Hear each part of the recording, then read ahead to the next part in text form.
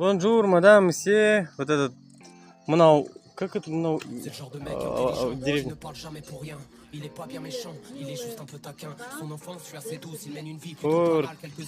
Вилла Франс Бессельмерс, что ли? Ну вот, Ниццаның ар жағындағы порт получается, мынау маяк.